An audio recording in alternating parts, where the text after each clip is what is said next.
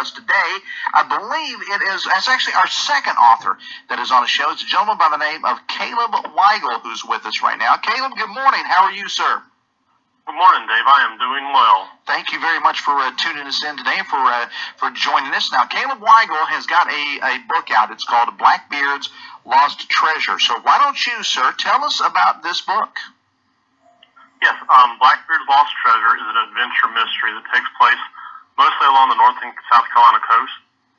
In this, I use real locations and events from the past to create a plausible scenario where Blackbeard could have stolen his treasure and then hid it.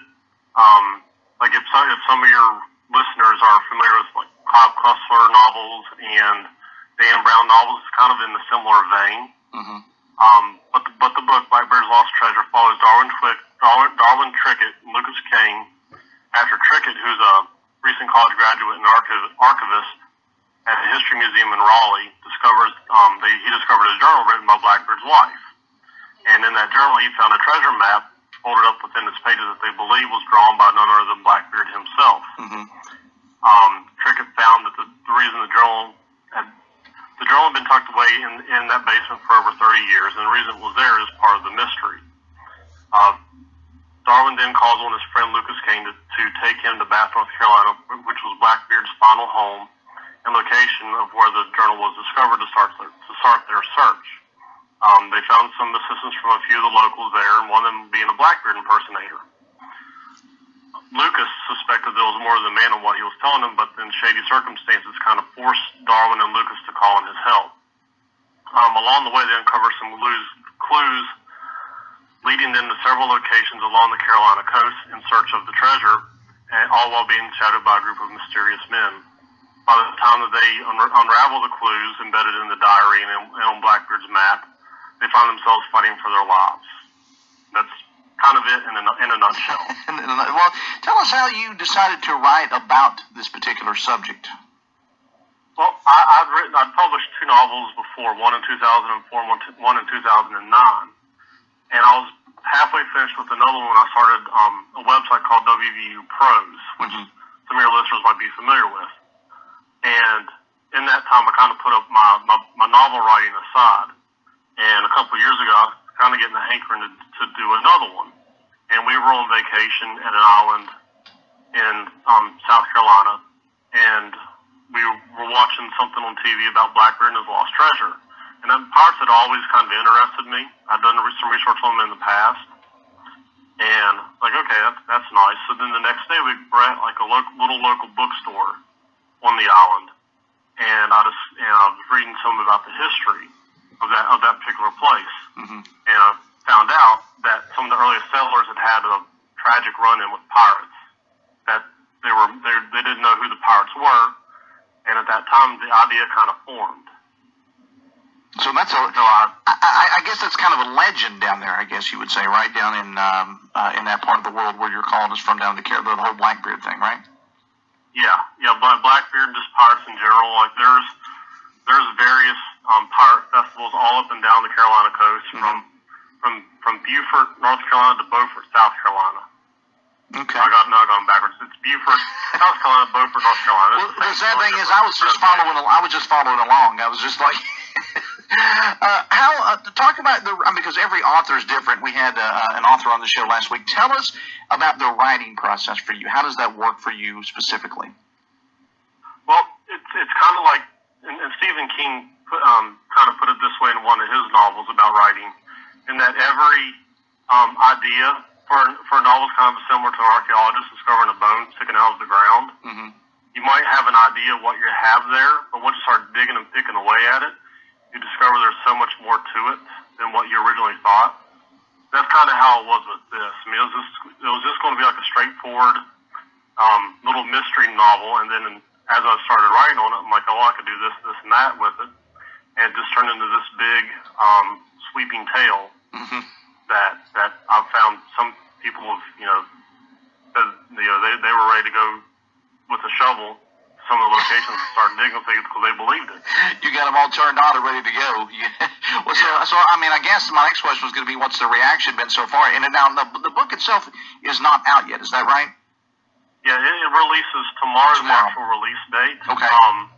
Yeah, they can pre-order it now at BlackRoseWriting.com, which is the publisher.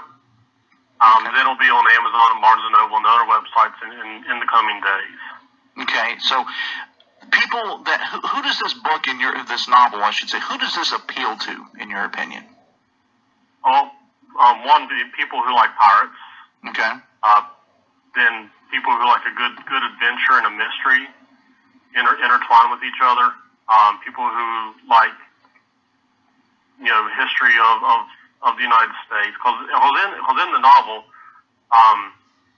the history of Blackbeard, he kind of, if he hadn't have been killed when he was killed, at that time, it was a critical time in the settling of the colonies.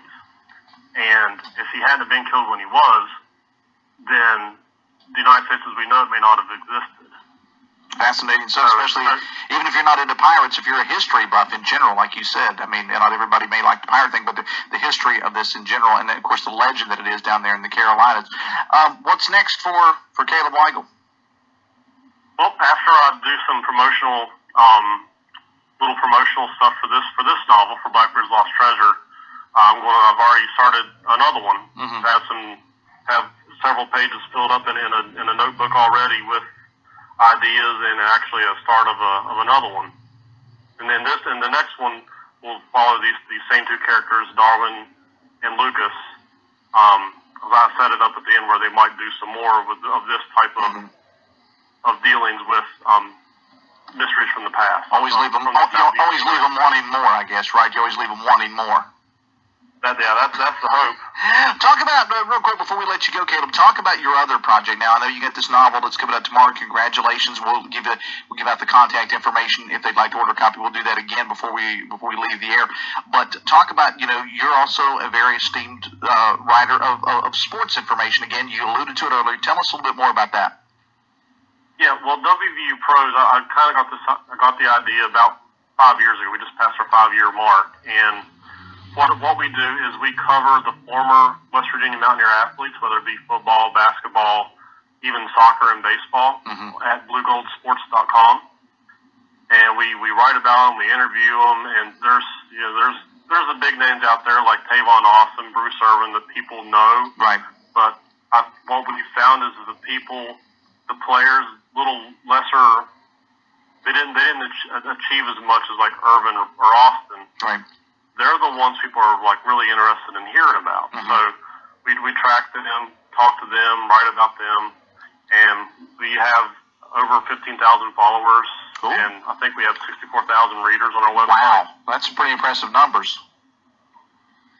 Yeah, it's been a lot of time and effort put into it, but it's paying off. Awesome. Well, congratulations on that project, but also congratulations on the book. It's called Blackbeard's Lost Treasure. And again, give us the final information, Caleb, before we let you go, on how they can get this book. Sounds exciting. I know it's going to sell a whole lot of copies. Give us that contact information again if they want to get a copy of this book.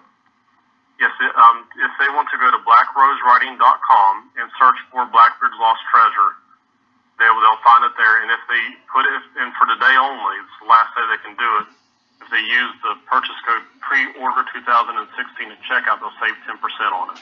All right. And then